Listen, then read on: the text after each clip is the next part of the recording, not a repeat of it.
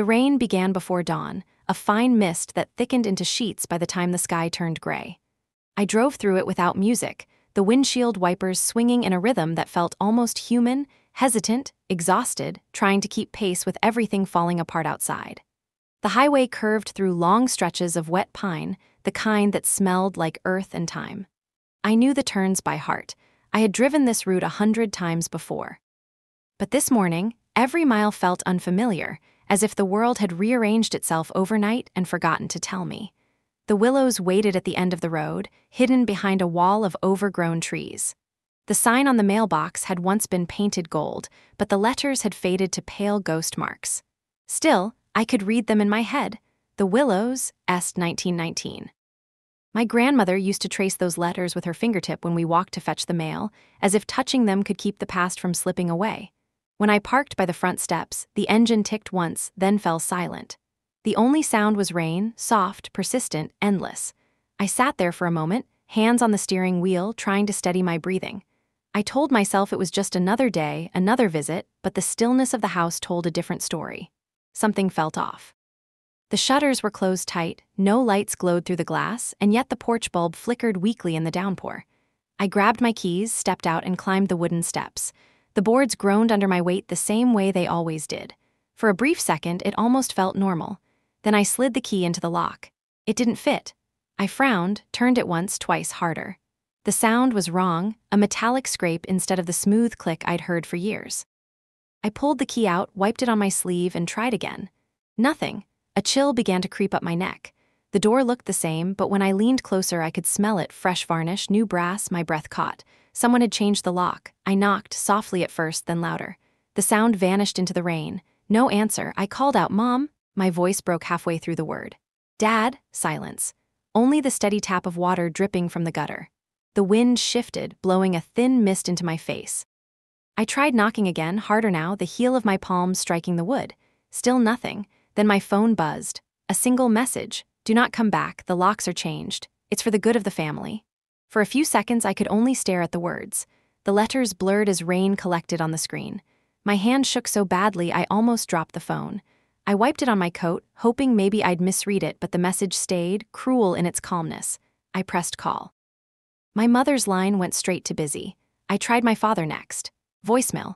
My reflection on the dark phone screen looked foreign, eyes wide, mouth slightly open, as if waiting for a voice that would not come. I whispered to the empty porch, "What did you do?" The house didn't answer. I pressed my ear against the door. Inside, faint movement, maybe a step, maybe my imagination. The rain softened to a drizzle, each drop louder now. I closed my eyes and listened harder. Nothing. When I opened them, I saw it through the glass pane beside the door, a sliver of light from the hallway lamp. They were inside, my parents, sitting in my grandmother's house as if it had always been theirs. I knocked one last time. "Mom, please open the door," my voice cracked. "It's me." A pause. Then, through the wood, a muffled sound, her voice low and deliberate. "Go home, Emery, this isn't yours anymore." My throat went dry. I couldn't move for a long moment, couldn't even breathe. The rain began again, harder this time, blurring everything around me. It wasn't just a lock they'd changed. They closed a door between us that I didn't know how to open anymore. I stepped back from the porch, my shoes sinking slightly in the wet ground. The driveway glistened with puddles. My father's truck sat parked beside the maple tree, the same dented bumper, the same cracked windshield. It used to be the sound I waited for every evening when I was little. His truck turning into the drive meant dinner, warmth, home. Now it was a symbol of something else, a blockade. I called out again, even though I knew it was useless. "Why are you doing this?" The only reply was the echo of my own voice bouncing off the rain. A part of me wanted to kick the door, to scream, to make them see me. But another part, quieter, heavier, knew there was no point. Whatever decision they had made, it had been made long before I arrived. I turned away from the house, each step slower than the last. The wet grass clung to my boots. When I reached the end of the porch, I hesitated, then looked back one last time. Through the upstairs window, a faint light glowed. For a second, I thought I saw a shadow move, someone watching me leave. That was when the anger came. Not the fiery kind, but cold, deliberate, settling deep in my chest like frost. I whispered to the rain, "You can keep the house, but you won't erase me." I walked toward my car. The gravel crunched, the headlights blinked when I unlocked the door. I slid inside and sat there, drenched and shaking. My hands rested on the steering wheel, but I didn't start the engine yet. I just stared at the silhouette of the Willows in the rearview mirror. Its gabled roof rose against the dark sky like an accusation. The first time I came here alone was 3 years ago, the week after Grandma Evelyn's funeral. The place had been falling apart then, peeling paint, sagging porch windows that rattled in the wind, but I loved it. Every flaw was a story, every crack a reminder of the life she had built inside these walls. She had left the house to me in her will. I didn't ask for it. I didn't expect it. But when the lawyer read her letter aloud, I knew why. She understood the way I saw this house, not as property but as memory. She wanted me to keep it alive. My parents were silent that day, sitting across the table in stiff chairs. I remember my mother's fingers tightening around her purse strap, my father's jaw clenched. Later, in the parking lot, she told me I was making a mistake. "You can't handle that house," she said. "It will eat your life." Maybe she was right, but she said it like a curse, not a warning. I shook the memory away and started the car. The engine hummed softly. I pulled out of the driveway, the headlights slicing through the rain. At the end of the lane, I slowed down and looked once more into the rearview mirror. The porch light had gone out. The house was dark again, swallowed by the storm. Halfway down the road, my phone buzzed. A new message. "Don't make this harder than it already is." The words hit harder than the first. It wasn't a conversation anymore. It was a command. I wanted to reply, to ask what they thought they were protecting, but there was nothing left to say. My hands tightened around the wheel until my knuckles turned white. When I reached the main road, I stopped at the intersection and watched the rain blur the red traffic light into a bleeding circle. My chest hurt. I told myself to drive, to leave it all behind for now. But I couldn't move. The thought of them inside the Willows, walking on the same floors my grandmother and I once polished together, felt unbearable. I turned the car around. It wasn't logic. It wasn't courage. It was instinct. I couldn't let it end with a text message. Back at the house, the rain had eased to a mist. I parked at the side entrance where the old gate led into the backyard. The chain was new, shiny, not yet rusted. I tried the latch anyway, then laughed quietly at myself. My reflection in the puddle below looked like a stranger. Hair plastered to my face, mascara smudged, a ghost of who I used to be. Under the rear awning, something dark caught my eye. 3 large trash bags tied loosely at the top. I froze. The ground beneath them was muddy, scattered with wet leaves. I knelt, pulled one open. Clothes. My clothes. Jeans, sweaters, a coat I bought last winter. All damp, thrown in carelessly. The second bag was heavier. Inside were notebooks, some soaked through, pages curling at the edges. My sketchbooks, years of drawings, lines, and measurements of the Willow's architecture. The third bag nearly made me stop breathing. It held a broken picture frame. Inside, a photograph of Grandma Evelyn and me in the garden, sunlight spilling across her silver hair. The glass had shattered, cutting across our faces. I sat back on the wet ground, unable to cry. I just stared at the photo, the rain filling the cracks like veins of light. They hadn't just thrown me out, they had thrown away my memories. A car horn blared in the distance. The sound snapped me back. I wiped the photo clean with the corner of my sleeve and tucked it into my coat pocket. My phone buzzed again, this time a name I wanted to see. "Lee, I'm on my way, stay there." I exhaled shakily and looked toward the house one last time. Behind the curtains, the faint glow of a lamp flickered, and for a second I thought I saw a figure move past the window. Maybe it was my mother.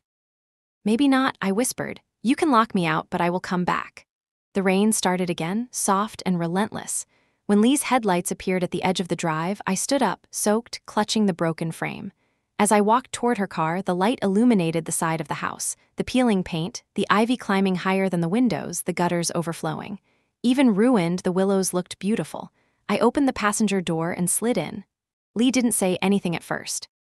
She just looked at me, eyes wide with quiet understanding, and then started the engine. As we drove away, I turned once more to look through the back window. The porch light flickered again, a brief pulse in the darkness, like a heartbeat refusing to stop. I whispered to myself, "This isn't over." And it was. Lee's car smelled faintly of coffee and wet wool. The heater blew warm air against my face, but my hands wouldn't stop shaking. I pressed them together, the broken photo frame wedged between my palms like something sacred. The windshield blurred with rain as we pulled away from the house. Through the rear window, the Willows shrank into a smudge of yellow light and gray trees. Neither of us spoke for the first few minutes. The tires hissed across the flooded road, cutting thin lines through puddles. Lee kept her eyes forward, both hands on the wheel. Her hair was pulled into a messy bun that dripped onto her coat collar. She looked tired but steady, the way she always did when my life began falling apart. "Tell me everything," she said at last. I opened my mouth then closed it again. Words felt too small for what had just happened. "They changed the locks," I finally whispered. "They threw my things out, the house, the documents, everything's gone." Lee's jaw tightened. "Your parents?" I nodded. "For the good of the family," I said, mimicking my mother's message, my voice shaking with bitter laughter. That's what she wrote. As if exiling me is some kind of charity act. Lee's knuckles whitened around the steering wheel. "They can't just do that. The house is legally yours." Apparently that doesn't matter when the family decides otherwise. We turned onto the main road. The rain had softened to a whisper now, streaking the windows in delicate lines. The streetlights flickered as if trying to keep up with the storm's rhythm. I leaned my head against the window and watched the dark silhouettes of pine trees pass by. Each one looked like a sentinel guarding secrets too old for forgiveness. "Where are we going?" I asked after a while. "My place," Lee said. "You're not spending the night in your car." I wanted to protest, but exhaustion pinned me to the seat. My throat ached from holding back everything that wanted to escape: tears, rage, disbelief. I turned the photo frame in my hands. The glass had cracked diagonally across my grandmother's smile, dividing her face into two uneven halves. I remembered the day the photo was taken. It was late summer, the garden full of hydrangeas. She had made me stand next to her while she held a watering can like a trophy. The sunlight that day felt endless. Lee glanced at the photo. She'd lose her mind if she saw what they did. "She always believed they'd try something," I said softly, "but not like this." When we reached her apartment, the rain had slowed to a drizzle. The building was small, old brick covered with ivy. Warm light spilled from the windows, fogging the glass.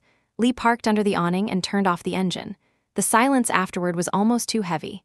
"You're staying here," she said. "No argument," I nodded, still gripping the photo. Inside, her apartment smelled like vanilla and books. A kettle whistled faintly from the kitchen. I kicked off my soaked boots by the door and sank into the couch, my coat dripping onto the floor. Lee disappeared for a minute and returned with 2 mugs of tea. "Drink," she said. "Then tell me what you're going to do." I stared into the steam curling above the cup. "I don't know." "Yes, you do," she said. "You're just too shocked to say it yet." I looked up at her. "What if they're right? What if the house is tearing us apart?" Lee set her mug down with a soft clink. "Emery, you spent years restoring that place. You turned it from a ruin into something living again. If anyone understands what it means, it's you. You have every right to fight for it." Her words found a place inside me that I hadn't realized was empty until that moment. I closed my eyes and saw the house again, the worn staircase, the smell of lavender from the old curtains, the sound of my grandmother's laughter echoing through the halls. I remembered her hands, strong and gentle, guiding mine as we mixed plaster for the wall repairs. "A house breathes, Emery," she used to say. "You can feel its pulse if you listen long enough." I had spent most of my adult life listening. And now the rhythm had stopped. Lee's voice broke through my thoughts. "You still have the will, right? It's in the house." Her eyes widened. "You left it there?" "I kept it in a wooden box with my documents, the bracelet Grandma gave me, and the USB with her recordings. They threw everything out. It's all gone." Lee cursed under her breath. "Then we need to call someone, a lawyer. Maybe that woman you mentioned once, Vaughn." I hesitated. "Sienna Vaughn. She handles estate cases." "But I haven't spoken to her in months." "Call her tomorrow," Lee said. "First thing, if your parents think they can just change the locks, they're wrong." I nodded, though the thought of seeing my parents again made my stomach twist. Lee got up and fetched a blanket from the hall closet. "You can take the couch. I'll grab you something dry to wear." When she left the room, I set the tea aside and pulled the photo from my coat pocket. The cracked glass caught the lamplight, scattering tiny stars across the carpet. My grandmother's smile still shone through the damage, calm and knowing. I whispered, "You were right. They never stop fighting over things that can't be replaced." For a while I just sat there, listening to the faint hum of the city outside. Somewhere down the street, a siren wailed, then faded. Rain tapped softly against the window. Sleep didn't come easily that night. Every time I closed my eyes, I saw the door, the lock turning from the inside. The way my mother's voice sounded, calm, rehearsed, final. When I finally drifted off, it was into a dream where the house still belonged to me. I was standing in the hallway, light pouring through the stained glass window. Dust floated like gold in the air. My grandmother was in the kitchen, humming an old tune. I walked toward her, but the closer I got, the darker the light became until all that remained was the sound of rain on the roof. I woke before sunrise. The city was still half asleep, streets glistening from the night's rain. Lee's apartment smelled of coffee and toast. She was sitting by the window, scrolling through her laptop. "You were talking in your sleep," she said without looking up. "What did I say?" "Something about keys." I rubbed my eyes. "Of course." She turned the screen toward me. "I found Sienna Vaughn's office. She opens at 9. I smiled weakly. "You really don't waste time." "I've seen you lose too much already," Lee said.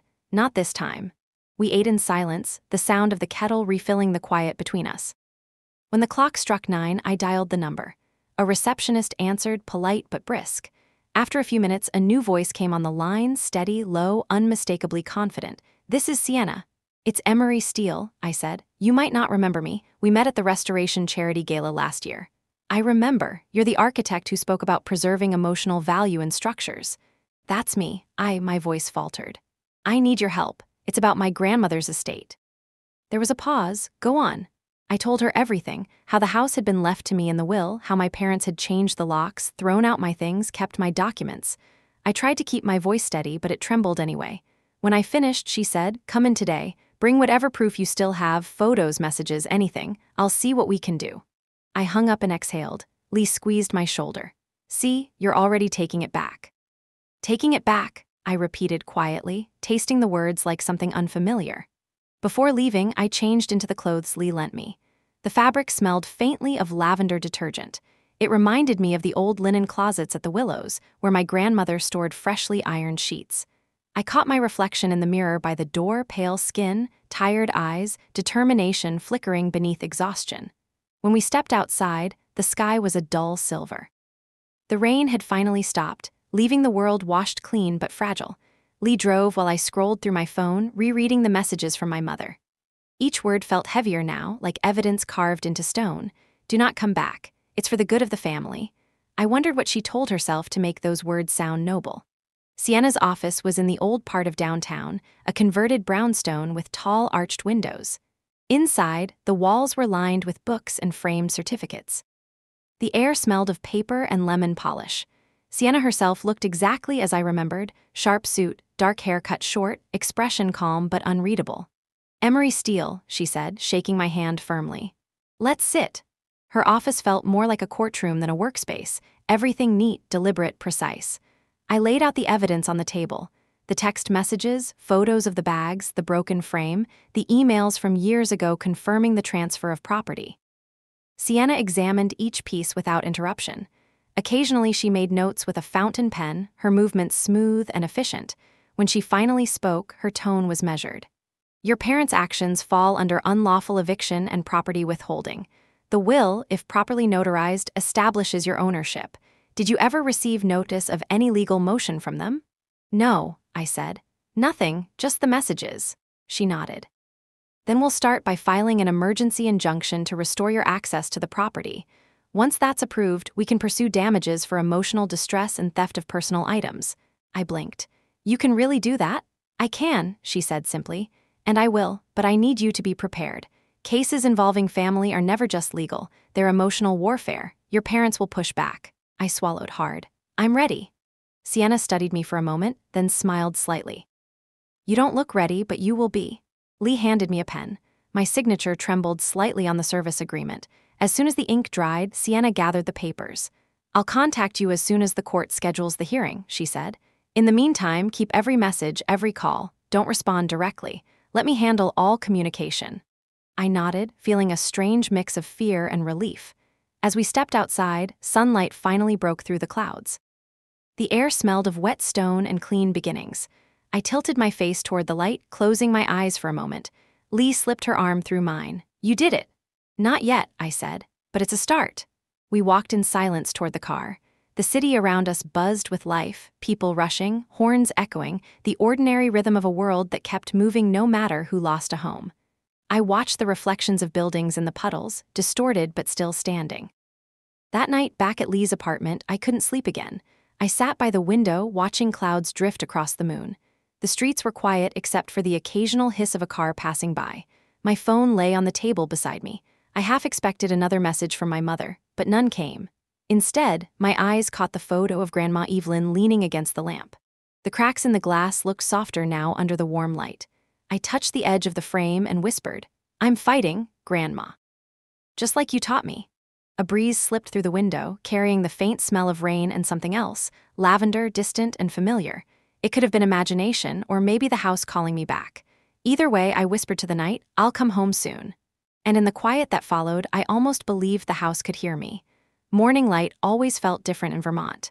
It did not rise suddenly the way it did in cities. It seeped slowly, like milk poured into dark tea. When I opened my eyes, the apartment was quiet except for the faint hum of Lee's coffee maker. She was already dressed, tapping at her phone, her hair still damp from the shower. "You're up," she said without looking up. "I barely slept." "That's a good sign. It means your mind's still fighting." I managed a small smile, though my head felt heavy. I got up, walked to the window, and watched the gray morning unfold. The rain had stopped completely. Puddles shimmered like pieces of sky on the street below. Somewhere in the distance, I could hear a train whistle. The sound made my chest ache. Grandma used to say every whistle carried a wish from someone waiting to come home. For a while I just stood there, feeling that ache bloom quietly. Then Lee's voice pulled me back. Sienna emailed. She filed the emergency injunction last night. The court might review it as early as next week. I turned toward her. "Already?" "She doesn't waste time. She said to stay calm, stay quiet, and don't contact your parents." I nodded, but my hands were restless. I wanted to do something, paint, build, repair, anything to keep from sinking. I found myself glancing at the old photo again on the side table. The crack across my grandmother's smile looked sharper in daylight. "I need to go somewhere," I said. Lee raised an eyebrow. "Where?" "The house, just near it. I won't go inside, I just need to see it."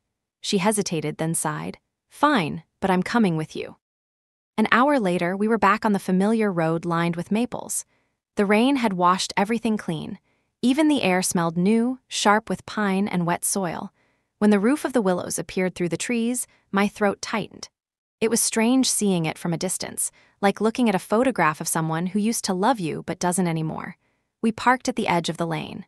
The gate gleamed faintly from where the rain had polished the new chain. The house stood quiet, shutters closed, roof dripping from the last of the storm. I imagined the rooms behind those walls, the kitchen with its tiled floor, the long hallway where the grandfather clock still ticked faintly when I left last week. I closed my eyes and suddenly I was there again, months ago, when the house still belonged to me. It was winter when I first moved in. The air inside smelled like old wood and lemon oil. Dust hung in the sunlight like tiny stars. The heater hadn't worked in years, so I wore 2 sweaters and worked with gloves. My grandmother's furniture remained covered with white sheets that looked like ghosts waiting for release. Each day I uncovered something new, a carved chair, an old phonograph, stacks of letters tied with faded blue ribbon. I cataloged every piece, labeling them carefully. It felt less like renovation and more like translation, decoding a language my grandmother left behind. I started with the walls. They were cracked in places, the plaster blistered from years of moisture. But when I touched them, I could still feel their warmth. Beneath the surface, they held whispers of laughter, music, arguments, birthdays. I patched, sanded, repainted, each motion both repair and remembrance. One evening, as I scraped paint near the staircase, I found her initials carved faintly into the wood. E.S. I smiled, realizing she had once done exactly what I was doing now, leaving traces in secret corners. The neighbors thought I was crazy for trying to fix the house myself. "Sell it while you can," one of them said. "It's too much work for one person." But I couldn't. Every board I replaced, every crack I sealed, felt like breathing life back into something that had been waiting too long. I spent nights on the porch, sketching restoration plans under the glow of the porch light. Sometimes I would talk aloud, as if she could hear me. "I'll keep it the way you wanted, Grandma, I promise." And sometimes, in the hush of midnight, I thought I heard her footsteps upstairs. Lee's voice pulled me back to the present. "You okay?" I nodded slowly. "Just remembering." She leaned on the gate beside me. "It really is beautiful, even now." The willows stood quiet and proud, its white paint dull but unyielding. Ivy clung to the walls like green veins. I could almost hear the creak of the front steps beneath my boots, the sound of the kettle boiling in the kitchen. I said softly, "When Grandma passed, this place became my compass. I thought keeping it alive would keep her alive too." Lee glanced at me. "And your parents didn't see it that way. They saw it as money, retirement security, a burden disguised as history." We stood in silence for a while, the wind threading through the trees. Then Lee said, "Tell me about the will. How did it happen?" I took a deep breath and let the memory unfold. The day of the reading had been gray like this one. We gathered at Wexler and Haynes, a small law office on Maple Street. The room smelled of rain and old carpet. My parents sat across from me, coats still damp. My mother's expression was fixed, polished, like she had rehearsed it in the mirror. The attorney, Ms. Lorraine Wexler, cleared her throat. "This is the last will and testament of Mrs. Evelyn Steele." When she read my name, I almost didn't understand. The house, all possessions within, and the land at 45 Willows Lane were to be transferred to me. The silence afterward was thick enough to choke on. My father's jaw clenched, my mother's hand twitched, and my brother, always quiet, just stared at the table. Ms. Wexler handed me a letter. My grandmother's handwriting curled gracefully across the page. "My dearest Emery, if you are reading this, it means I am gone. The Willows belongs to you because you understand it. You listen when others only look. Houses remember kindness, and you have always been kind. Keep it standing, and it will keep you standing too." I remember my mother whispering sharply, "This is absurd." The lawyer looked at her. "It is notarized and witnessed." My father said she wasn't thinking clearly in her final months. "She was," I said before I could stop myself. "She knew exactly what she wanted." My mother turned toward me, eyes cold. "You think you can handle that house? You can barely handle yourself." I didn't answer. I just folded the letter and held it close to my chest. That was the first day I realized love and ownership could become enemies. After that, I told Lee, they stopped calling. For a while I thought the silence meant peace, but it was just preparation. Preparation for what? For war. Lee gave a small, humorless smile.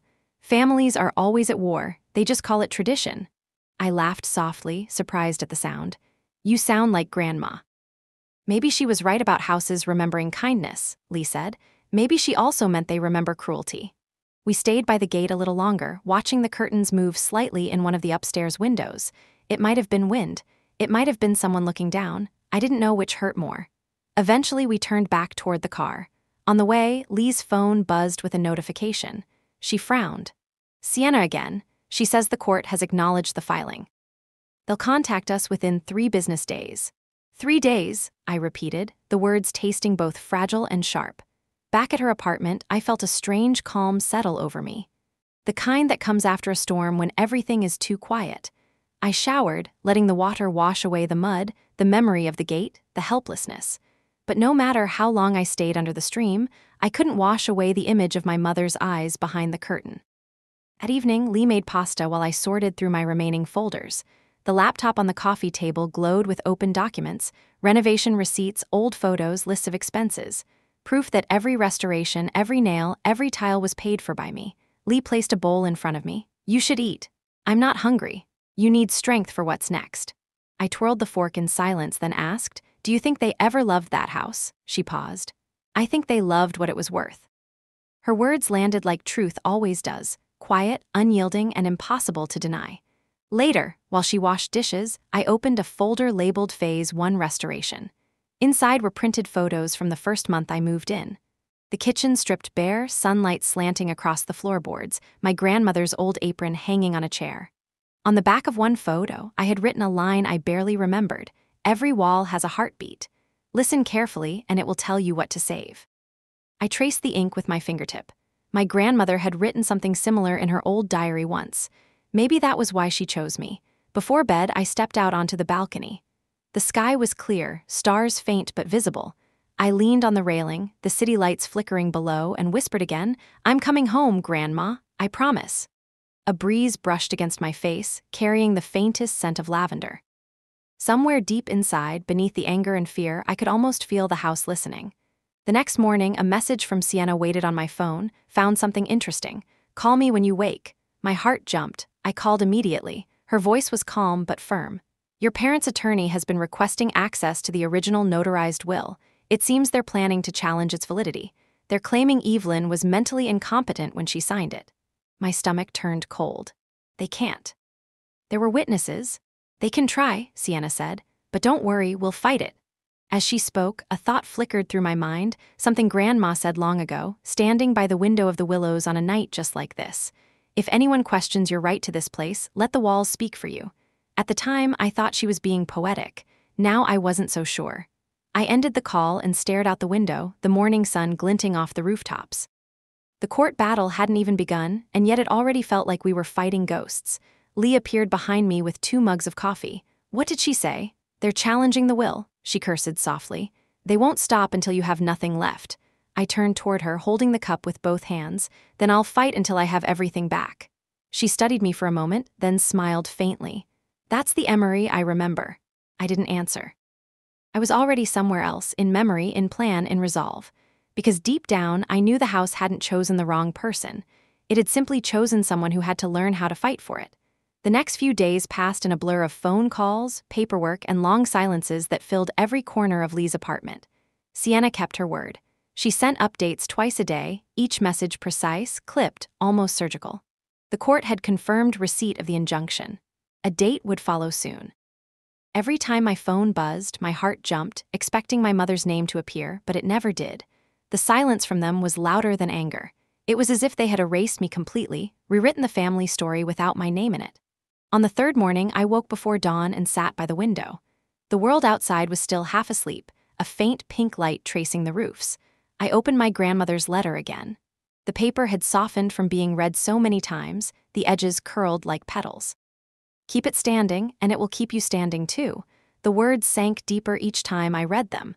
I wondered if she had known what would happen, if she had foreseen how greed could twist even love. By mid-morning, Lee left for work. I tried to distract myself by sketching the house from memory. My hands remembered every detail: the curve of the staircase, the bay window in the library, the uneven lines of the garden wall. When I finished, the drawing looked almost alive, as if the house were trying to breathe through the paper. The sound of a notification snapped me out of it. A new email from Sienna. They filed their counterclaim this morning, challenging your ownership. Attached below, I opened the file. My father's name, my mother's name, their attorney's signature at the bottom. Claim of undue influence and cognitive impairment of decedent. My grandmother, reduced to a case title. I read every line until the words blurred together. They had accused me of manipulating her, of convincing her to sign when she was unfit to decide. Something inside me cracked. I closed the laptop and pressed my palms against my eyes until I saw stars. When Lee came home that evening, she found me still sitting at the table, the sketch of the willows half soaked with spilled coffee. She didn't ask what happened. She just read the email, then looked at me. "They're trying to bury you with her," she said quietly. I nodded, unable to speak. Lee paced the room, anger rolling off her in waves. "You need to go to the hearing ready to fight. Forget about being their daughter for a while. Think like the owner she trusted." Her words cut through the fog. I nodded again, this time steadier. "You're right." That night I couldn't sleep. Every sound in the dark felt like a memory trying to surface. The creak of old floorboards, the soft hum of the radiator, rain against glass. The Willows was alive somewhere out there, waiting, silent but patient. I opened my phone and scrolled through old photos. One stopped me. The dining room the day I finished repainting it. Sunlight poured through the window, hitting the wall where my grandmother's portrait hung. In that light, she almost looked alive. I remembered her voice that day. "You see, Emery, walls remember love. That is why we repaint instead of replace." Maybe she was right. Maybe the house remembered. The next morning, I took the sketch from the table, rolled it up, and placed it in a tube. I wasn't sure why, but I wanted it with me at the hearing, a small piece of the willows that still belonged entirely to me. Sienna called later. Her tone was calm but brisk. "I've reviewed their claim. It's built on assumption, not evidence. We will dismantle it. What do you need from me?" "Composure," she said. "And trust." She paused, her voice softening. "Your grandmother made a brave decision. You have to honor that bravery now." After the call, I stood at the window again. Outside, the sky had turned the color of pewter. A storm was coming, I could smell it, the heavy, metallic scent of rain waiting to fall. Lee joined me with 2 mugs of tea. "You look calmer today." "I'm not calm," I said. "I'm just done being afraid." We drank in silence. Somewhere below, a couple argued on the street, their voices faint through the glass. It struck me how strange life was, that while mine was unraveling, the world continued, unbothered. By nightfall, the storm finally broke. I stood by the balcony, watching the rain pour down in bright streaks. Each drop caught the city lights, turning them into a curtain of tiny fires. I whispered into the noise, "I'm still standing." Behind me, Lee said, "What?" "Nothing," I said. "Just something Grandma used to say." When I went to bed, sleep came quickly for the first time in days. My dreams were strange, soft, and filled with light. I was back inside the willows, every room alive again. But there was someone else there, a shadow moving along the hallway. It paused by the staircase, turned slowly, and looked straight at me. I couldn't see a face, only a shape, but somehow I knew it wasn't a dream. I woke with my heart racing. The air felt too still, as if the night itself had been listening. I got up, crossed the room, and looked outside. The rain had stopped, leaving the city shining. For a second, in the reflection on the glass, I thought I saw her, my grandmother, standing just behind me, smiling faintly. I blinked and she was gone. Still, I whispered to the empty room, "I heard you." The walls didn't answer, but something in my chest loosened like a knot slowly untying. By morning, I knew what I needed to do next. I wasn't just going to defend the Willows. I was going to reclaim its story, every corner, every line, every memory they had tried to erase. The house wasn't lost. It was waiting for me to come back and make it remember who it belonged to. The envelope arrived on a Tuesday morning, thin but heavy in meaning. It sat on the doormat when I opened the door, the court seal printed in dark blue across the top. My name, Emery Steele, looked unfamiliar, as if it belonged to someone braver. Lee was making coffee when I carried it to the table. She saw my face and stopped mid-pour. "That's it, isn't it?" I nodded. "The hearing's been set." The paper trembled slightly between my fingers as I read. Multnomah County Courthouse, hearing scheduled 10 a.m. Monday, civil dispute, Steele v. Steele. My mother's name followed my father's, side by side like an old signature from when they used to send Christmas cards together. I stared at the words until they blurred. Lee reached across the table and touched my wrist. "You can handle this." "Can I?" "Yes," she said, "because you already lost everything they could take." Outside, rain started again, soft and steady. I placed the letter down carefully, afraid that tearing it might make everything collapse faster. The next days were slow, filled with small preparations that felt enormous. Sienna met us twice at her office, going over the order of arguments, what to say, what not to say. She moved through each detail like someone assembling armor. "You must stay calm," she said. "They will try to provoke you." I nodded but said nothing. Calm was no longer something I owned. At night, I lay awake imagining every possible version of Monday. My mother's voice, cold and distant. My father's silence, heavier than stone. I wondered what they told themselves to sleep at night, that I had stolen from them, that they were victims of my greed. People can justify anything if they repeat it often enough. By Sunday evening, I couldn't stand waiting any longer. I asked Lee to drive me near the house one more time. We parked across the road, the engine off. The Willows loomed in the gray dusk, tall and still. The curtains were drawn tight. No light glowed from inside. For the first time, it looked truly empty. I whispered, "It's strange. Even when they're in there, it still feels like mine." Lee looked at me. Maybe because it always was. We sat there for a long while, the windshield fogging between us. I wanted to go closer, to touch the walls, but fear kept me rooted. Not fear of them, fear of what I might feel if I saw the rooms again. When we finally drove away, a movement in the upstairs window caught my eye. A flash of light, faint, then gone. Maybe the reflection of the car's headlights, maybe something else. Monday arrived dressed in pale sunlight, too gentle for what it was about to witness. I wore a navy dress, plain but solid, my hair tied back low. Lee waited outside the courthouse while Sienna led me through the marble corridor that smelled faintly of old wood and disinfectant. Inside, everything was polished and echoing. My parents were already seated at the opposite table. My father looked smaller than I remembered, his shoulders slumped inside a dark suit. My mother, on the other hand, looked exactly the same, composed, expensive, unshaken. She didn't look at me. Sienna touched my arm lightly. "Remember what we practiced. Breathe." The judge entered, the bailiff called for silence, and suddenly the world narrowed to voices, papers, and the measured ticking of a clock on the wall. Their lawyer began, his tone smooth and curt. "Your Honor, this case concerns the protection of a family asset and the question of mental capacity of the late Evelyn Steele." The word sliced through me. Mental capacity. I wanted to shout that my grandmother had been sharper than anyone in that room, that she had known exactly what she was doing. But I kept still. Sienna stood when it was her turn. Her voice carried no tremor. "The evidence will show that Mrs. Steele was of sound mind and made her wishes explicit. The defendants acted unlawfully in denying my client access to her rightful property." She moved with quiet precision, presenting copies of the will, photos of the renovations, bank statements showing I had paid every contractor myself. With each document, I felt the weight of the Willows being rebuilt, piece by piece, inside that courtroom. Then came the moment I had dreaded. My mother took the stand. Her voice was steady, almost gentle, as she spoke about her mother's decline, about confusion, forgotten birthdays, misplaced keys. I listened, teeth clenched, knowing every word twisted truth into something convenient. When Sienna cross-examined, my mother hesitated for the first time. "Mrs. Steele," Sienna said, "can you confirm that the will was notarized and witnessed by two independent parties?" "Yes." "And you were aware of its content immediately after your mother's passing?" "Yes." "Yet you changed the locks without a court order?" Silence. My mother's jaw tightened. We were protecting family property from misuse. The judge made a note. Sienna nodded slightly, satisfied. Next came my father. He spoke, little eyes fixed on the table. When asked why they hadn't contacted me directly, he said, "It was easier this way." Easier. The word hollowed something inside me. By the time the judge adjourned for lunch, my whole body felt numb. Lee met me in the corridor with a bottle of water. "You're doing fine," she said. I shook my head. "They don't even look at me. I'm not their daughter anymore. I'm just a name on a file." Lee squeezed my hand. "Then make sure that name stands for something." We sat on the courthouse steps while pigeons fluttered around us. The air smelled of wet concrete and city dust. I closed my eyes, letting the sunlight hit my face. Somewhere deep in my pocket, my phone buzzed. A new email. Unknown sender. Subject line, about Evelyn. For a moment, I thought it was spam. But curiosity overruled caution. I opened it. "You don't know me, but I knew your grandmother.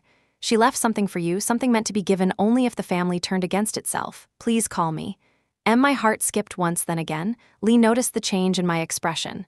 "What is it?" I turned the screen toward her. "Maybe nothing," I said quietly. "Maybe everything." The wind shifted, carrying the faint scent of rain again. The courthouse bells began to ring, calling everyone back inside. I slipped the phone into my bag, the message still glowing behind my eyes. For the first time since this began, hope didn't feel dangerous. It felt like a door slowly beginning to unlock. After the afternoon recess, the courtroom turned colder. Maybe it was the air conditioning, or maybe it was the weight of everything unsaid. My parents returned to their seats, eyes forward, never once meeting mine. I sat still beside Sienna, but my mind was somewhere else, with that message glowing quietly in my pocket like a small, forbidden flame. I couldn't stop thinking about it. "She left something for you if the family turned against itself." The phrasing sounded old-fashioned, almost like something my grandmother would write. I replayed her voice in my mind, the steady cadence, the soft humor behind every word. What could she have left? Sienna's voice pulled me back. "We'll continue tomorrow." The judge wants time to review the recorded statements. She packed her folders quickly, all precision and focus, while I moved slower, distracted. Lee waited outside the courtroom, leaning against the marble wall. When she saw me, she straightened immediately. "How did it go?" "As expected," I said, "but something happened during the break." We stepped into the corridor, the sound of footsteps echoing down the hall. I handed her my phone. She read the message twice before looking at me. "Do you think it's real?" "I don't know, but whoever it is, they know about my grandmother and the house." "Maybe it's bait," Lee said. "They could be trying to scare you." "Or help me," her expression softened. "You want to believe it's her?" "Yes," I said simply, "because if it's true, she planned for this." That night, back at the apartment, I sat by the window with my laptop open, the glow of the screen lighting my face. The sender's address was simple: M. Holloway at Outlook. Com. The name stirred something faint in my memory, like a whisper from another life. "Holloway, where had I heard it before?" I typed a brief reply. "This is Emery Steele. I received your message." "Who are you?" The response came faster than I expected. "My name is Margaret Holloway. I'm your grandmother's younger sister." I froze. I had heard that name once, years ago, in passing. My grandmother had mentioned an estranged sister who moved north after a falling out. She never explained why. Another message followed. "I have something Evelyn wanted you to have. She said you would come looking only when you were ready. There's an address below. Come tomorrow at noon." Below it, a town name I barely recognized, Ashwell, 2 hours north. Lee leaned over my shoulder, reading. "This could be dangerous, Emery." "I know. You're going anyway." "I have to," she sighed, resigned. "Then I'm driving." The next morning, the world looked washed clean after rain. The sky stretched wide and pale above the highway. As we drove, I kept thinking of my grandmother's voice, the way she used to hum when she cooked, the faint scent of lavender that seemed to follow her everywhere. Ashwell turned out to be a small town framed by hills and silver birches.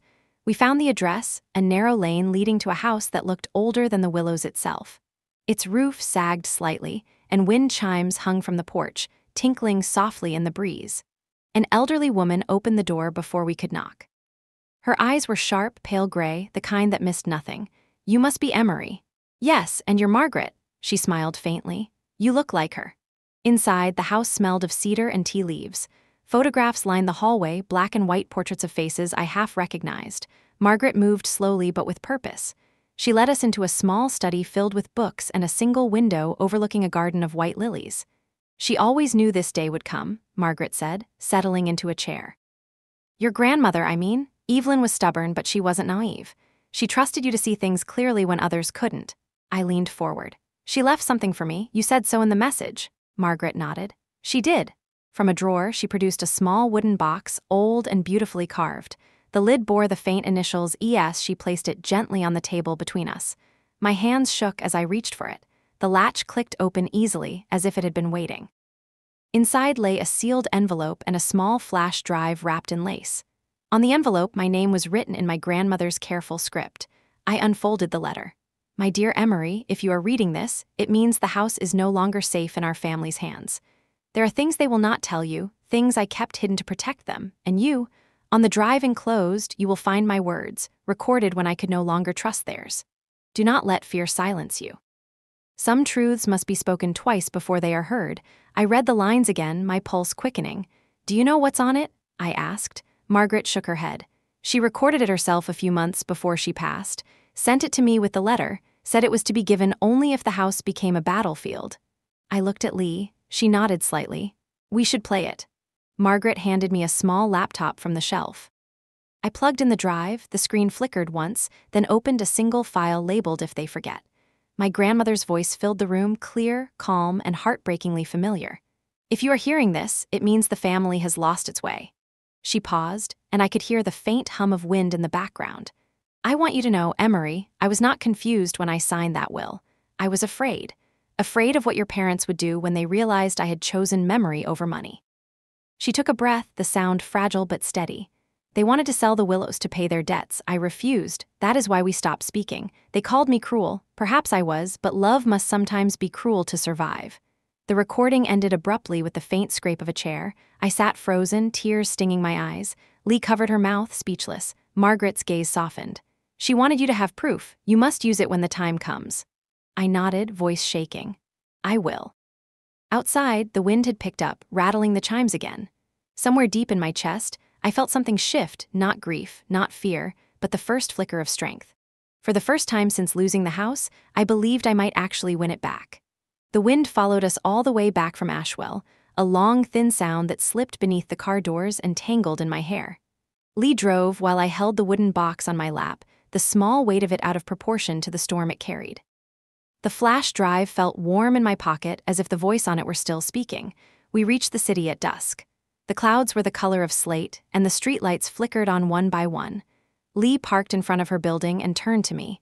Tomorrow, we take this to Sienna. I nodded. Tonight, I want to listen again. In the apartment, we brewed tea and cleared the table, careful like people preparing an altar. I opened the laptop, plugged in the drive, and let my grandmother's voice fill the room a second time. It sounded steadier than memory, steadier than anyone had called her in months. She spoke of refusal, of debts, of a line she would not cross. When the recording ended, the silence felt as if it had weight. Lee exhaled. It is exactly what we needed. It is more than that, I said. It is her choosing me again. I did not sleep. I lay on the couch and watched the square of the window move slowly across the floor. When I closed my eyes, I saw my grandmother standing in the hallway of the Willows, one hand on the banister, waiting for me to come home. At first light, we went to Sienna's office. She listened to the recording without a word, her face unreadable, the light from the window cutting a clean line across the conference table. When it finished, she clicked the laptop closed and looked at me with something like pride. This will change the way the court hears them, she said. It is not just testimony, it is context, it is intent. We will move to include it and to widen the scope of damages. She drafted a motion while we sat there, hands wrapped around coffee that had gone cold. Her pen moved quickly, every line a wire being pulled tight. When she finished, she slid the papers toward me. Sign, then try to rest. The hearing resumes tomorrow. Rest was impossible. Lee and I drove past the Willows on the way home and parked across the lane, hidden behind a stand of birches. The house stood in its hush of green. Someone had opened a window upstairs. A sheet moved like a slow tide. I want to see the back, I said. Lee watched me for a moment, then nodded. Careful. We walked along the fence until the yard opened to the rear. The chain on the gate was still new, full of small bright suns where the light touched it. The 3 black bags were gone. Mud marked where they had been, a wet square like a missing tooth. I lifted the latch uselessly and pressed my fingers through the bars. Beyond the grass, the porch steps rose into shadow. They cleared it out, I said. To hide what they did, Lee answered. The air changed behind us. When I turned, a neighbor stood on her porch 2 houses down, an older woman in a red sweater. She lifted her hand a little, half greeting, half warning. "You the granddaughter?" she called softly. "Yes," I said. "I am sorry for your trouble," she said. "They had a moving van here at night, took pictures off the walls, wrapped up the clock, the one that chimes." My throat tightened. "When?" "2 nights ago," she said. "Late, I thought you knew." The clock, my grandmother had wound it every Sunday. Its chime was soft and low like river bells. I stared at the empty porch until my eyes burned. Lee touched my sleeve. "We have the recording," she whispered. "We will get the rest back." Back at the apartment, my phone rang with a number I did not recognize. I answered without thinking. "Miss Steele," a man said, official and distant. "This is Officer Trask with Marble Hollow Police. We received a report from Mr. and Mrs. Steele regarding missing items from the residence. They have listed antique jewelry, a wooden box, and legal documents. We would like to ask you a few questions." For a moment, I could not find my voice. I looked at the wooden box on the table. I looked at Lee. "You believe I took them," I said. "I am not making any conclusions," he replied. "We are collecting statements." The call left a taste of iron in my mouth. I set the phone down and let the room tilt back into place. Lee was already dialing Sienna. She put the call on speaker, laid the phone beside the box, and told her everything. "They are trying to shape a picture where she is the thief," Sienna said. "Do not speak to them again. All contact goes through me. I will file an immediate response and an addendum to our motion. We will request a protective order over the items listed as heirlooms." When the line went dead, I felt a strange calm. Fear had been buzzing in me for days like a trapped insect. Now it was quiet. I looked at the flash drive and thought of the voice living inside it. "They are building a story," I said. "We will build one louder." Night fell heavy that evening. Rain returned and struck the windows with sudden bursts, then softened again, as if the sky could not decide whether to shout or pray. Lee fell asleep in the chair with a book open on her chest. I sat on the floor with the wooden box and the cracked photograph, spreading my papers in a circle around me like a map. Receipts, photographs, lists of parts and paint. The ledger where I had copied every expense in my grandmother's careful style.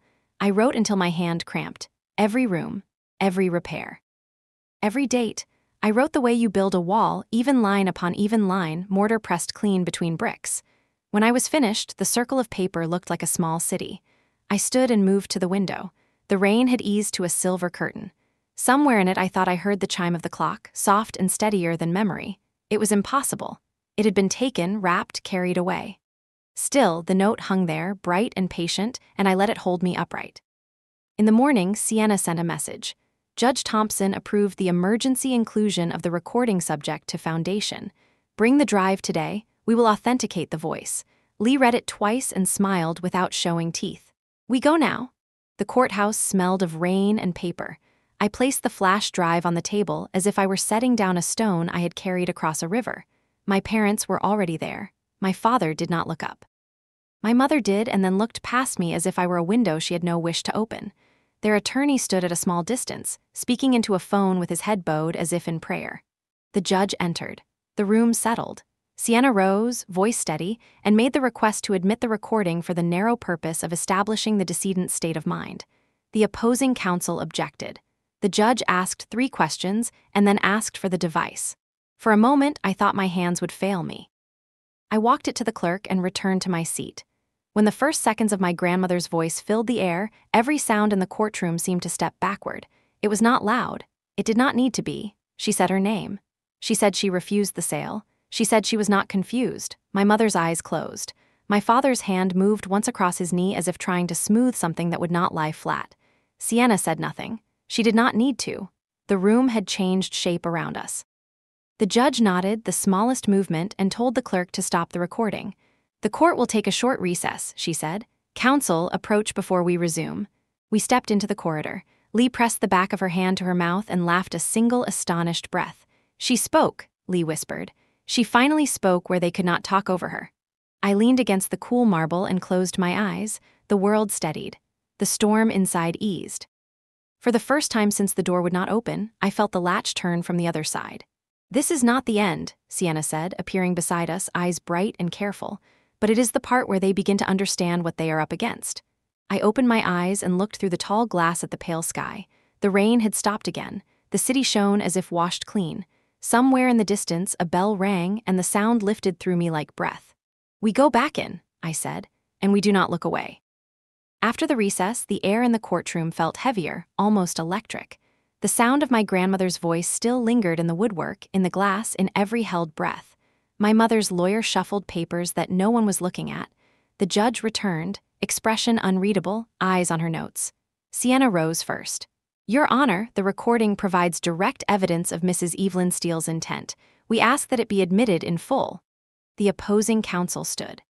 We maintain it's prejudicial. Intent is always emotional, Sienna interrupted, still calm, but that does not make it inadmissible.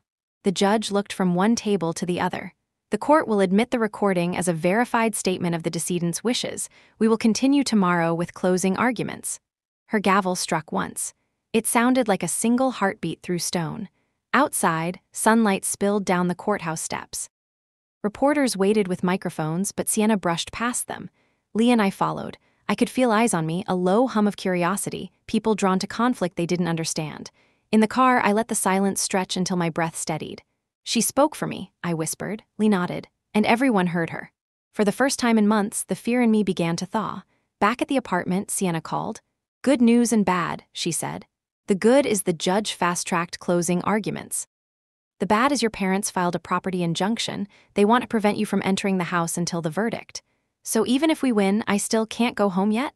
Not until the ruling is finalized. 2 weeks, maybe 3. Her voice softened.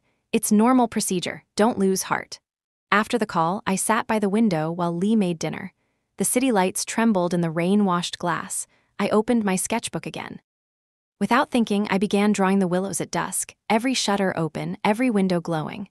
I added 2 figures on the porch, small and bright. One of them was her. Lee looked over my shoulder. You always draw it with the light on, because it never really goes out. That night the dreams returned. I was walking through the house, the floor cool beneath my feet, the wallpaper breathing faintly with each step. In the parlor, the old clock chimed, low and certain. My grandmother's voice came from the next room, the same line from the recording. Love must sometimes be cruel to survive. I turned toward the sound, but the room was empty except for a single envelope on the table. When I opened it, there was no letter, only dust that shimmered like gold before fading into the dark. I woke with my heart racing, unsure if it was warning or blessing. The rain had stopped. I crossed to the balcony. The city smelled of wet metal and morning bread from the bakery below. I closed my eyes and listened. For an instant, beneath the hum of traffic, I heard something softer, the slow, rhythmic creak of the willows' porch swing. Impossible, yet clear as memory. By mid-morning, Sienna sent another message. Opposing counsel requested mediation before verdict. They want to meet privately. Lee frowned when I told her. A trap or a surrender? At noon, we met in a small conference room in the courthouse annex. My parents sat side by side, though they did not look at each other. Their lawyer began with the usual civility, apologies for misunderstandings, the suggestion of compromise. Sienna let him speak until he ran out of words. Then she leaned forward. My client has no interest in settlement unless full ownership is recognized. My mother's voice finally broke the stillness. We never wanted to hurt you, Emery, but that house destroyed this family once already. It didn't destroy us, I said. Lies did. For a moment her face softened, the faintest flicker of the woman who once read to me in that house. Then she turned away. My father cleared his throat. If the judge rules for you, we won't appeal, he said quietly. Sienna wrote a single note, then stood.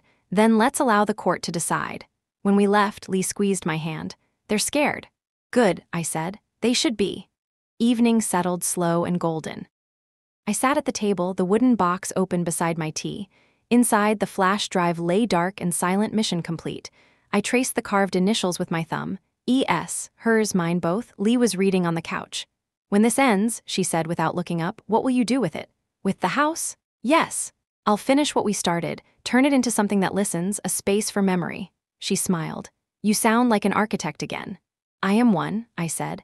I just forgot for a while.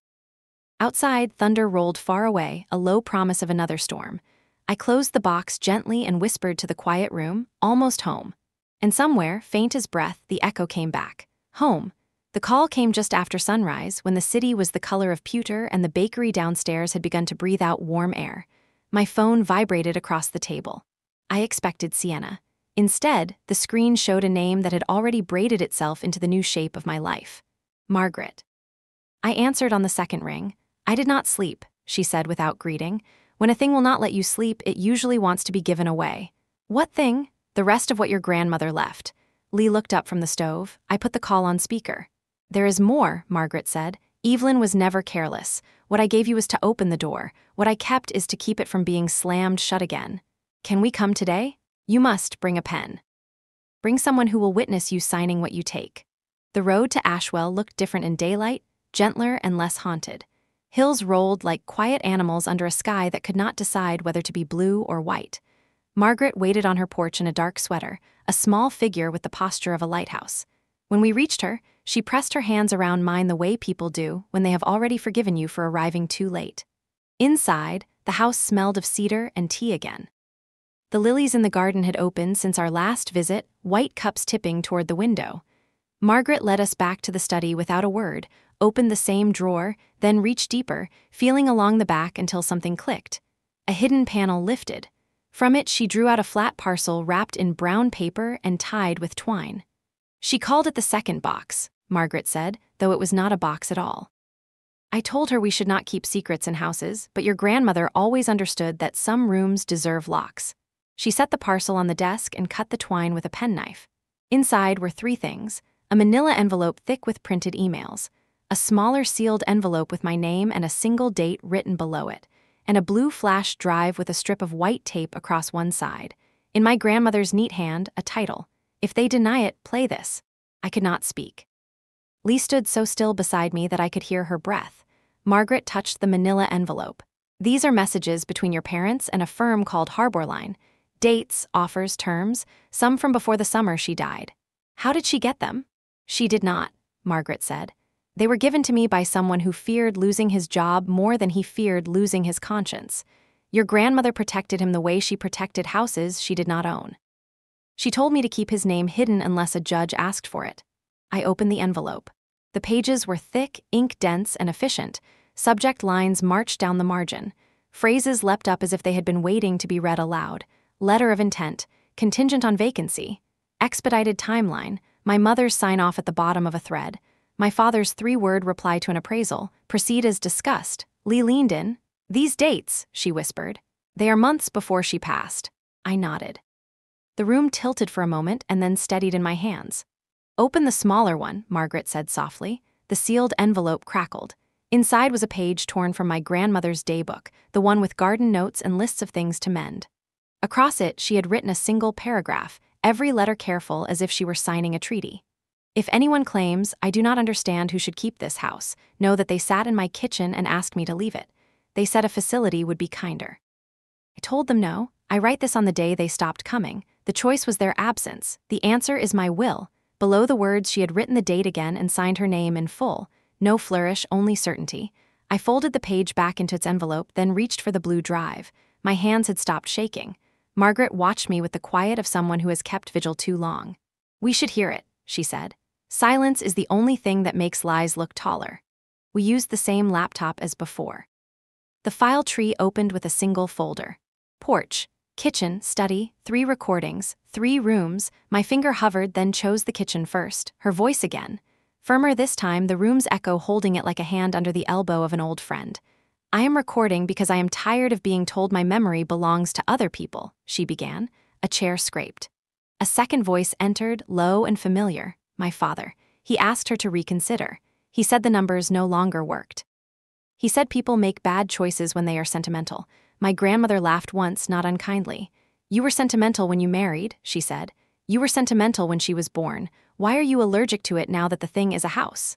The sound of a cup set down on wood. My mother's voice, tight with control.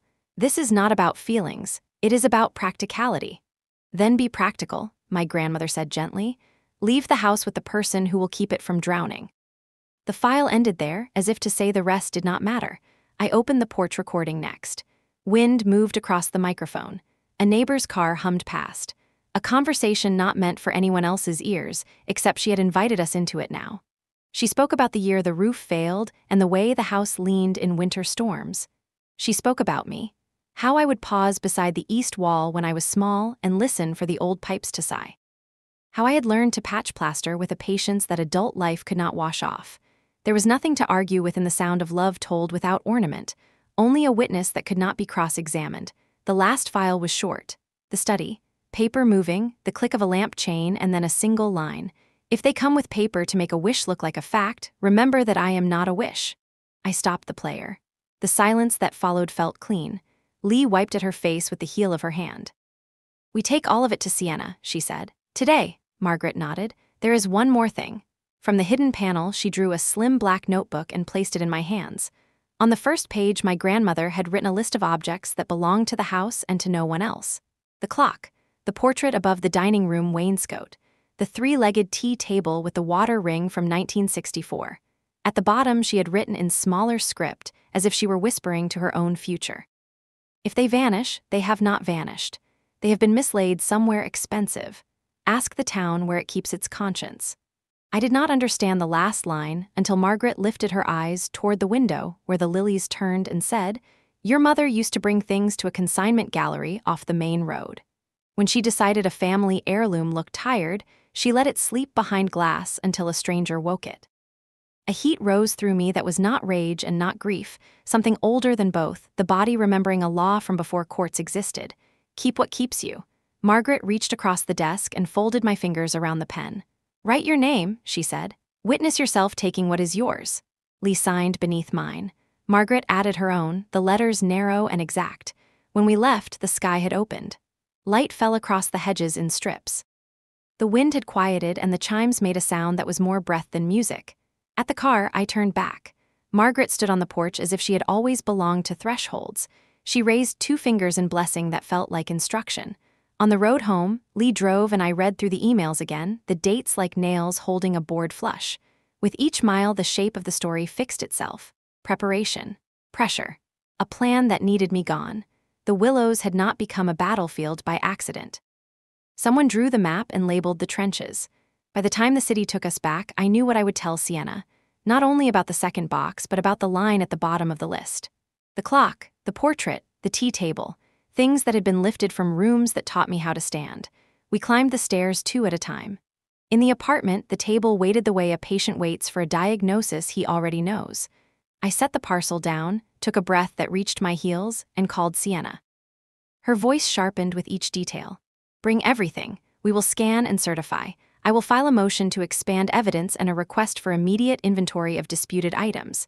If any heirloom has been transferred or offered for sale, we will pull the thread until the whole fabric shows." I looked at the blue drive. I looked at the list in the notebook. Then I looked at the sketch of the willows on the wall and saw that I had drawn it without meaning to, with every window open. "Tomorrow," I said. "We open all the windows." Lee smiled without looking away from the drive. "And let the house speak until the dust has nowhere left to settle." That night, I slept without dreams. Morning would be the sound of a printer warming, the smell of ink, the scrape of a chair as a lawyer prepared to lift a story into a room where it would have to stand up and give its name. I lay still and listened to the small quiet inside the larger one, the place where fear could not find purchase anymore. Somewhere in that quiet, I heard it again, not the bell, not the swing, but the simple patience of boards that have held weight for a century and are willing to hold a little longer. "I am not a wish," she had said. Neither, I thought, am I mourning unfolded in thin gold stripes across the kitchen table. The parcel from Margaret lay open between Lee and me like a wound that had stopped bleeding but not yet healed. We packed everything into folders, labeled each page, numbered every recording. The air smelled of paper, ink, and quiet determination. At 9, Sienna called. "Bring it all," she said. "We will scan, certify, and move before they can breathe." When we arrived, her office looked different, sunlight cutting through dust, energy sharp and humming. She examined every email, listening once more to the recordings. Each revelation tightened the weave of her argument. "This," she said, tapping one line where my mother's name sat above the words "contingent on vacancy," "is intent to defraud." By noon, we filed the motion. Sienna's assistant hurried the copies to the clerk. It felt like watching dominoes fall in reverse, every piece standing again. Lee and I walked to the courthouse cafe for lunch, though neither of us was hungry. Rain streaked the windows. "She planned everything," Lee murmured. "She did," I said. "Even her silence had choreography." That evening, my phone rang again, an unknown number local. I answered. "Miss Steele?" a male voice asked. "This is Alan Cross." "I used to work for Harbor Line." I froze. He continued quickly. "I can't speak long. I heard about your filing. If the court needs proof that the emails are authentic, I can testify. I was the junior consultant on the transaction your parents arranged. I resigned when they told me what the property was. How did you find me? Your grandmother asked me to, if things ever reached this point. She wrote my name in her ledger. I think you have it. I looked down. The ledger lay open on the table beside me, and there it was, cross, truth owed. I will tell Sienna, I said. He hesitated. Do it fast, they will come looking for me too. The line went dead. The clock on the wall clicked into the next minute. The world around me seemed to hold its breath. The next morning, Sienna stood before the judge again, voice low but steady. Your Honor, new witness testimony has surfaced corroborating the authenticity of all communications presented in Exhibit B. Across the aisle, my mother's attorney paled. He whispered something to my father, who turned his face toward the floor. The judge reviewed the documents for what felt like hours. Finally, she said, the court will allow additional evidence and reopen discovery. Her gaze shifted toward my parents. If the allegations are proven, this will not remain a civil matter. A murmur rippled through the room. My chest tightened until breathing hurt. Outside, Lee caught my arm. That was the sound of them realizing it's over. Not yet, I said, but it's the first crack. We celebrated the only way we knew, quietly. At a small diner near the river, we sat with coffee going cold. Sienna joined us, still in her navy jacket, exhaustion hiding behind her calm. You did well, she said. Tomorrow we submit the witness affidavit. After that, it's arithmetic, dates, numbers, signatures. The truth will weigh more than anything they can throw. I asked what happens if we win. You go home, she said simply. You make it yours again. Lee lifted her cup. To going home. We drank, and for once the bitterness tasted like victory. That night, I returned alone to the Willows. I told no one. I just needed to see it under its own sky again. The gate was still chained, but the moon made everything silver. I climbed the fence, landed softly on the grass, and walked toward the porch. The boards creaked, the sound both welcome and reproachful. I placed my hand on the front door, the same spot where the varnish had once smelled new. The lock glinted in the moonlight, but I did not try the key. Instead, I whispered, almost done. Just wait. Wind moved through the maples. The curtains inside fluttered once, though no window was open. A faint light pulsed behind the glass, maybe reflection, maybe memory. I stood there until the night grew thin and the first color of dawn slipped across the sky. Before leaving, I pressed my palm flat to the door and felt warmth beneath the wood. The house remembered. When I climbed back over the fence, I looked once more at the roofline against the pale horizon. The willows had never looked stronger. By the time I reached the road, my phone vibrated again, another message from Sienna. Preliminary ruling tomorrow. Be ready. Tomorrow. The word felt heavier than a verdict. I tucked the phone into my pocket and whispered to the morning, I am ready. Back at the apartment, Lee was waiting on the balcony, blanket around her shoulders. She smiled when she saw me. You went there, didn't you? I had to make sure it was still breathing. And, it is, I said. So am I, she nodded, then looked at the light rising behind the buildings. Then tomorrow the house gets its heart back. We stood there until the city woke, cars, horns, footsteps, all of it folding around us like an unfinished song. I closed my eyes and felt something settle inside me, quiet and certain. Whatever came next, I knew the foundation would hold. Morning came too bright for the kind of day it was. I woke before the alarm and sat by the window while the city still yawned itself awake. The air smelled of wet asphalt and coffee drifting up from the street below. Lee moved quietly behind me, her steps soft against the floor. You should eat something, she said. You'll need the strength. I nodded but couldn't bring myself to swallow more than a few bites of toast. My stomach had learned the rhythm of anxiety, a drum that started playing long before the mind could stop it. The courthouse steps were slick from last night's rain. Reporters waited again, the same restless sea of questions, but Sienna guided me through without a word. Inside, the air was cold and dry. The sound of heels on marble echoed like distant thunder. I saw my parents already seated at their table. My father looked smaller still, a man wearing his guilt like an overcoat 2 sizes too big. My mother's face was unreadable, perfect as porcelain. She didn't glance my way. She didn't need to. The distance between us was older than either of us could fix. The judge entered and the murmurs died. Sienna's voice was low beside me. Whatever happens, remember you've already done what you came here to do. I nodded, gripping the edge of the table until my knuckles turned white. The proceedings began. The courtroom clerk read the summary of evidence. The emails, the recordings, the witness affidavit, all lined up like soldiers. Then came Sienna's final argument. She didn't raise her voice. She didn't need to. She spoke of promises made, of a legacy meant to protect rather than profit, of a woman's right to choose where her memories would rest. Her words filled every corner of the room, deliberate and unflinching. When she finished, she looked at me once, the smallest smile ghosting across her face. My mother's attorney stood next. His argument was short, stripped of the confidence it once carried. He mentioned misunderstanding, miscommunication, grief. The words fell flat against the polished floor. When he sat down, the judge removed her glasses and rubbed the bridge of her nose as though she, too, had grown tired of polite lies. Minutes stretched into hours as the court reviewed the documents again. Outside, the light shifted, turning from gold to gray. I counted the slow tick of the clock above the bench. My heartbeat followed its pace. Then the judge returned, her file closed in her hands. She looked at me first, then at my parents.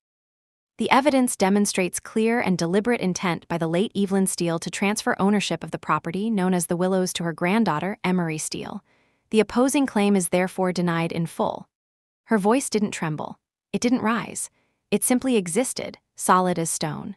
Furthermore, based on the submitted correspondence and testimony, the court recommends investigation into possible fraudulent misrepresentation by the defendants. A hush swept through the room. My breath caught. For a moment, the world didn't move. Then Sienna exhaled and pressed my hand once. "It's done," she whispered. My mother's eyes finally met mine. They were not angry. They were tired, wide with something that looked like disbelief. My father stood slowly, his chair scraping the floor. "We never meant," he began, but the words crumbled before they could form a shape. The bailiff called for order, and the sound dissolved into the echo of footsteps leaving the room. When we stepped outside, the sunlight had returned. Lee stood waiting at the bottom of the steps, eyes shining. "Tell me," she said, though she already knew. "We won," I whispered. The words felt strange in my mouth, too big, too bright, but real. She laughed, the sound breaking something open inside me. "You're going home," she said. I nodded and looked toward the horizon where the clouds had begun to part. "Yes," I said, "I'm going home." We drove in silence for most of the way. The city fell behind us, the fields widening like a deep breath. When the Willows finally appeared, it felt like the world itself was holding still. The house stood waiting, quiet and patient, as if it had been expecting this moment all along. I walked through the gate and let the key slide into the lock. The door opened with a soft sigh, the scent of dust and lavender washing over me. Light poured in from the windows, touching the banister, the old clock, the portrait above the fireplace. Everything was still there. Everything had waited. I walked from room to room, fingers trailing along familiar surfaces. In the kitchen, I found one of my grandmother's aprons hanging behind the door. In the study, her old pen still rested beside the ledger. And in the hallway, faint but unmistakable, I heard the floor creak under invisible steps, the same sound that had followed me since childhood. Lee stood by the doorway, watching me. "It's like she never left," she said. I smiled through tears I hadn't realized were falling. Maybe she didn't. I sat in her chair by the window, the one that faced the garden. Outside, the wind moved through the willows, their long branches swaying like slow waves. I closed my eyes and listened.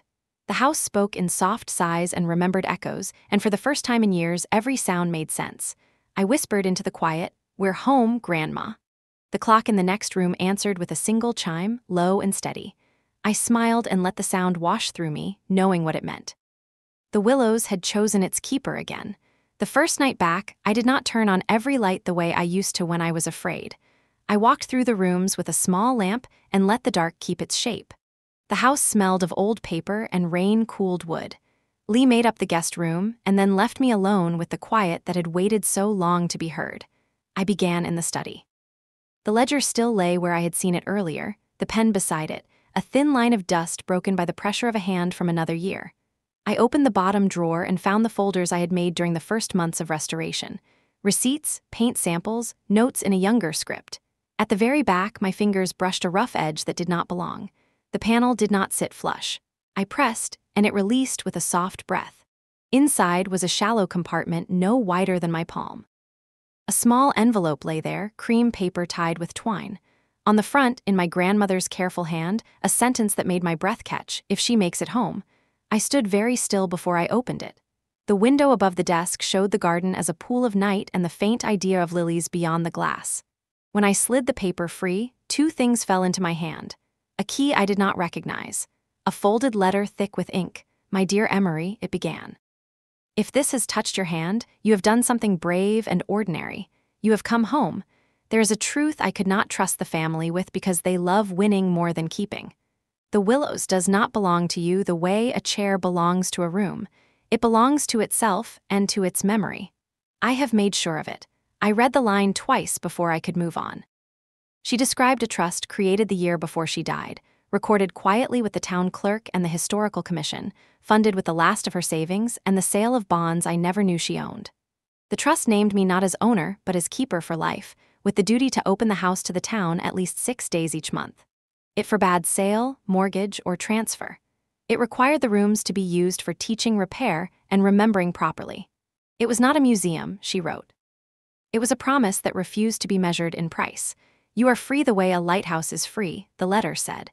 You may not walk away when the night grows difficult, but you will always know where you stand. I sank into her chair and let the words find the places inside me that still thought winning meant possession. The key lay warm against my palm. At the bottom of the letter, she had written one more line in smaller script. The key you do not recognize is for the east wall. Lee appeared in the doorway, hair damp from a shower, eyes soft with a question she did not want to ask too loudly. I handed her the letter. She read it without speaking and then looked at me as if the room had tilted beneath us and we had both decided not to fall. We carried the lamp into the hallway and stood before the east wall where the plaster had always sounded slightly different when you tapped it. I touched the wainscoting and found a thin seam I had never noticed. The key slid into a hidden lock with a resistance that felt like memory testing a name. The panel opened on quiet hinges. Inside, built into the space between studs, was a narrow cabinet lined with cedar. On the top shelf sat a wrapped bundle and a small book bound in blue cloth. I unwrapped the bundle first. The clock's original pendulum, polished and heavy, the brass still bright where her hands must have rubbed it each Sunday. I laughed then, not from humor, but from the sudden relief of a question answered that I had not admitted to asking.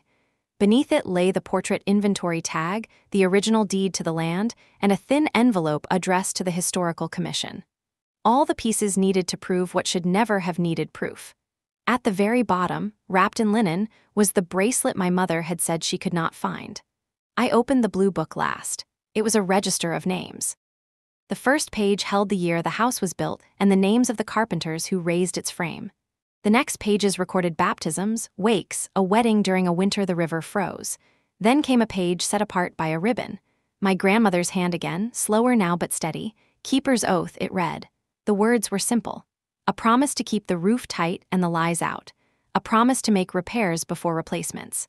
A promise to teach the work and share the rooms with those who had lost their own. Lee touched the page with one fingertip as if the ink might smudge. This is the plot twist, she whispered, smiling through the shock of it. The house chose how to be kept. I pressed my name beneath the oath and felt something ease in my chest that had not eased even when the judge said my name out loud. Ownership had been a cliff edge. This felt like ground. We sat on the floor with the open cabinet breathing seater into the hallway and made a list the way my grandmother would have approved. Inform Sienna of the trust. Register the keeper's oath with the clerk.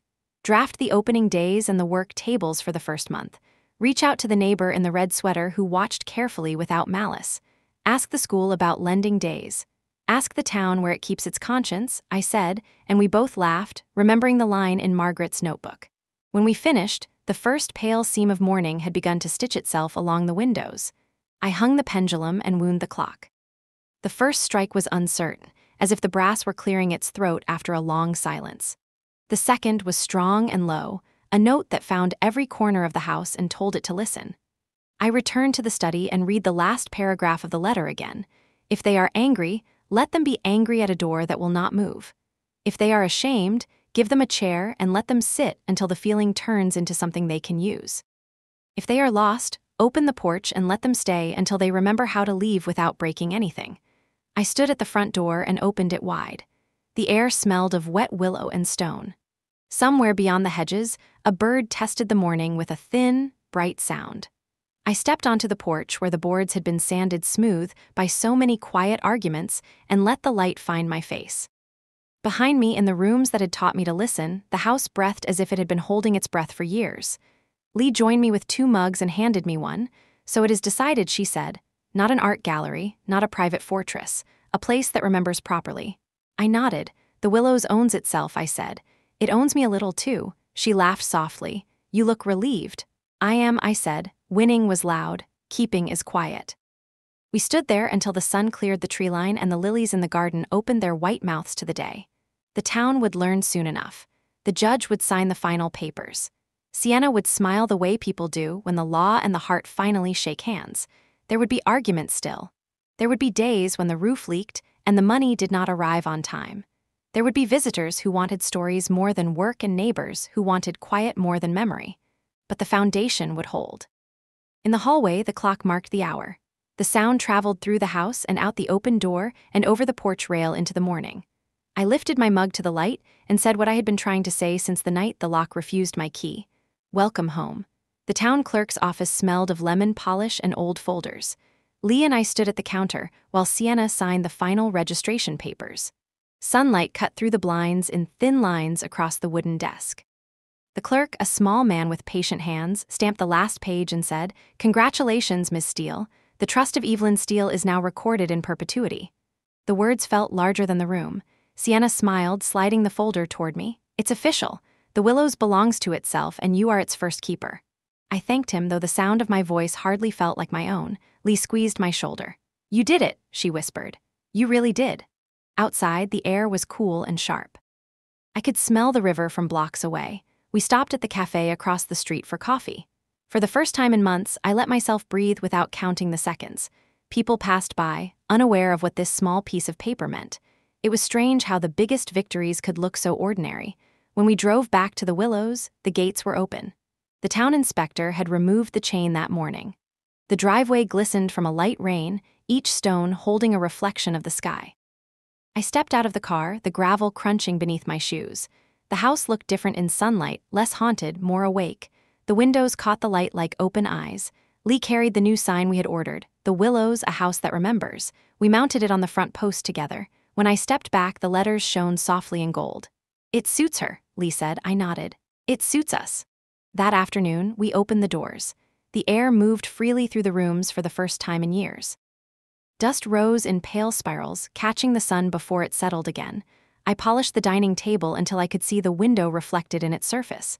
Lee worked in the kitchen, sorting what could be saved and what needed to go. Sienna arrived later with a bottle of cider and 3 glasses. We toasted quietly beside the fireplace. "To Evelyn," she said. "To memory," Lee added. I raised my glass. "To the house that waited." After they left, I wandered through each room alone. The floor creaked the way it always had, a rhythm of acceptance.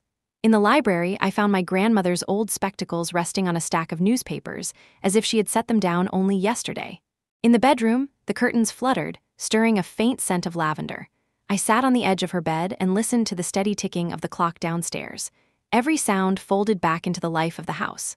Night came slowly. The porch light cast a warm circle across the steps.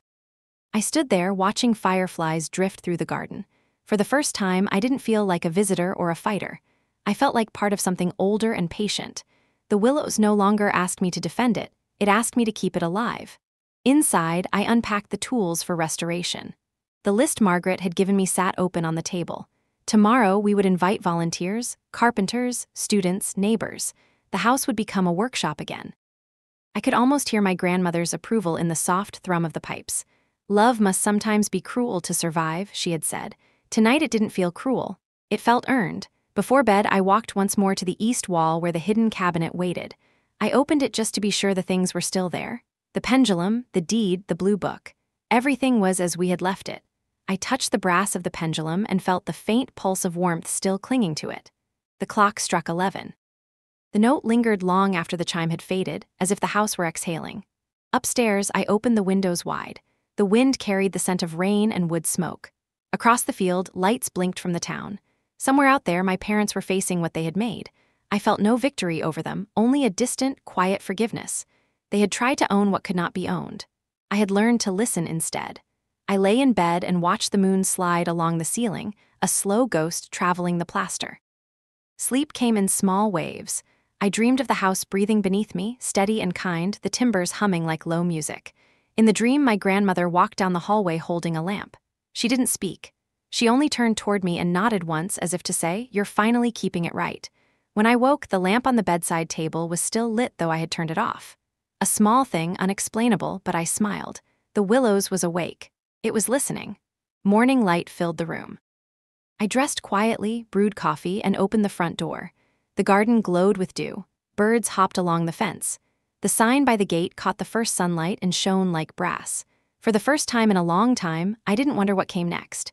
I stepped out onto the porch, cup in hand, and whispered the same words I had whispered every night since the letter. "We're home."